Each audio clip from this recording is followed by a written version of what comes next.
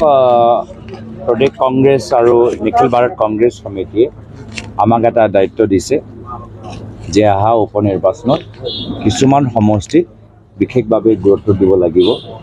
মোৰ যদি পুৰণা কলিয়াবৰ লোকসভা সমষ্টিৰ ভিতৰত সামগ্ৰী ভিতৰতো উপ নিৰ্বাচন হ'ব, তাত আমাক যাব লাগিব। মোৰো তাত কৰ্মীখিনি আছে, কিন্তু লগে লগে আমাক বিহালী সম্পৰ্কে বিশেষভাৱে গুৰুত্ব দিবলৈ আমাক আহ্বান জনাইছে।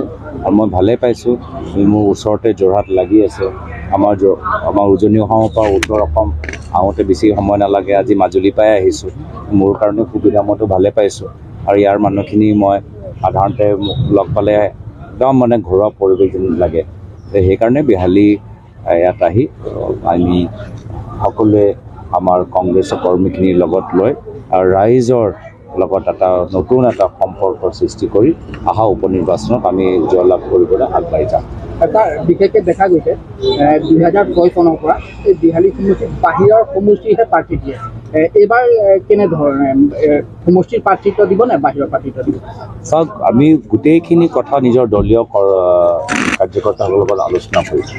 তেওঁলোকে কি বিচাৰে, তেওঁলোকৰ কি চিন্তা, তো দলে আমাৰ মণ্ডলে কি বিচাৰে, বুথ কমিটিবোৰ কি বিচাৰে, আমাৰ দলৰ কৰ্মীখিনিৰ লগত আলাপ আলোচনা কৰাৰ পিছত তেওঁলোকে বিভিন্ন সময়ত আমাক বিভিন্ন প্ৰাৰ্থীসকলক আগুৱাই লৈ গৈছে। অলপ সময় আগত তেওঁলোকে নিজে নিৰ্বাচন খেলি আহিছে। লোকসভা নিৰ্বাচনৰ পিছত অসমৰ ক্ষেত্ৰত এটা বেলেগ আমি এটা পৰিৱেশ দেখা পাইছোঁ, আৰু নিশ্চয় বিহালীৰ ভিতৰতো এটা নতুন পৰিৱেশ আৰু নতুন পৰিস্থিতি অনুসৰি আমি নিশ্চয় এটা সঠিক সিদ্ধান্ত। ভূপেন বৰাই বিহালীৰ পৰা খেলিম বুলি কৈছিলে বা তেওঁ মন মেলিছে বুলি আমি খবৰ পাইছিলোঁ। খবৰটোৱে পাইছোঁ। মইতো ভূপেন বৰা ডাঙৰীয়াৰ পৰা মই তেখেতে যে ল'বই এইটো মই শুনা নাই। আমিতো অলপ দিন আগতে আমাৰ PAC মিটিং হ'ল, তো সেইকাৰণে আমি আগবাঢ়ি যাম।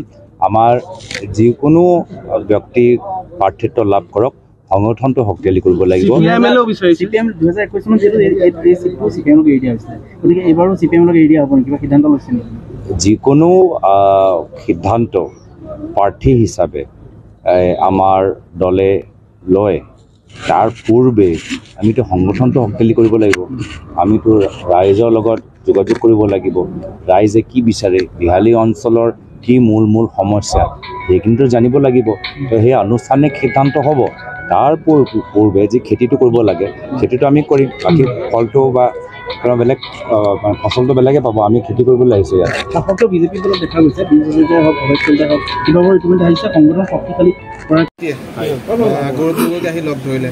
এইসমূহ বিষয়ৰ ওপৰত হয়, আজি আমি আমচুৱে আমাৰ লোকসভাৰ উপদলপতি গৌৰৱ গগৈ ডাঙৰীয়াক আমি লগ কৰিলোঁ। লগ কৰি আমি বিশ্বনাথ জিলাৰ কেইবাটাও জ্বলন্ত সমস্যা আমি তেখেতৰ আগত দাঙি ধৰিছোঁ, আৰু তেখেতক আমি আহ্বান জনাইছোঁ যে বিশ্বনাথ জিলাৰ এই সমস্যাখিনি তেখেতৰ যিহেতু এগৰাকী বলিষ্ঠ কণ্ঠ আছে, তেখেতৰ বলিষ্ঠভাৱে সদনত যিহেতু ইতিমধ্যে তেখেতৰ কণ্ঠৰ দ্বাৰা তেখেতে বিভিন্ন সমস্যা উত্থাপন কৰিছে। সেইকাৰণে আমি আমচুৱে বিশ্বনাথ চাৰিআলিৰ কিছুমান সমস্যা আমি তেখেতৰ অৱগত কৰিছোঁ, আৰু তেখেতক আহ্বান জনাইছোঁ তেখেতে এই সমস্যাখিনি সদনত উত্থাপন কৰিব।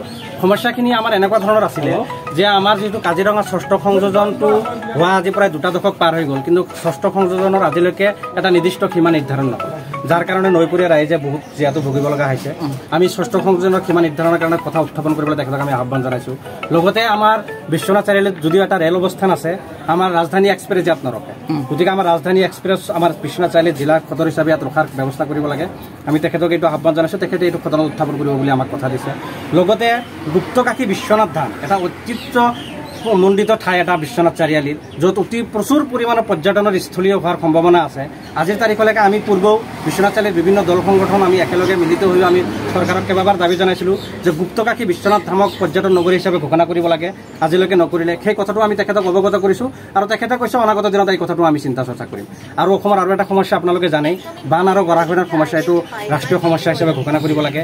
আৰু অসমৰ বান আৰু গৰাখহনীয়াৰ সমস্যা আপোনাৰ স্থায়ীভাৱে সমাধানৰ ব্যৱস্থা কৰিব লাগে। সেইখিনিও আমি তেখেতক দাবী উত্থাপন কৰিছোঁ, আৰু তেখেতে গোটেই সমস্যাখিনি আমি কৈছোঁ, কওঁতে তেখেতে গুৰুত্ব সহকাৰে শুনিছে, আৰু তেখেতে আমাক কথা দিছে যে এই সমস্যাখিনি বিশ্বনাথ চাৰিআলিৰ যিখিনি সাৰ্বজনীন সমস্যা, এই সমস্যাখিনি তেখেতে সদনত উত্থাপন কৰি পেলাই এইখিনি সমাধানৰ কাৰণে তেখেতে চৰকাৰক ওচৰত তেখেতে দাবী উত্থাপন কৰিব বুলি আমাক কথা দিছে। ঘৰ, অফিচ, গুদান আদি সলনি কৰাৰ কথা ভাবিছে নেকি? পিছে সলনি কৰিব হয়, সকলো বস্তু এঠাইৰ পৰা আন ঠাইলৈ সহজে নিয়াটো জানো সম্ভৱ? চিন্তা তাতেই নহয় জানো কেৱল ঘৰ অফিচে নহয় ডাঙৰ ডাঙৰ মেচিন বাইক ডাঙৰ ডাঙৰ গাড়ীকে ধৰি সকলো বস্তু পিছে এতিয়া আৰু চিন্তাৰ কোনো কাৰণ নাই আপোনাৰ এটা মাথো ফোন কলতে সমাধান হৈ পৰিব এনেসমূহ সমস্যা আপোনাৰ কাষত আংকুশ কাৰ্গো পেকাৰ্ছ এণ্ড মুভাৰ্ছ সমগ্ৰ ভাৰততে প্ৰভাইড কৰে ডোৰ টু ডোৰ ছাৰ্ভিচ গতিকে দেৰি কিহৰ এতিয়া যোগাযোগ কৰক 9957630102 অথবা 9546214823 নম্বৰত লগতে ঠিকনা ফটাহিল আমবাৰী নিয়াৰ অনাথ আশ্ৰম আমবাৰী থানা গুৱাহাটী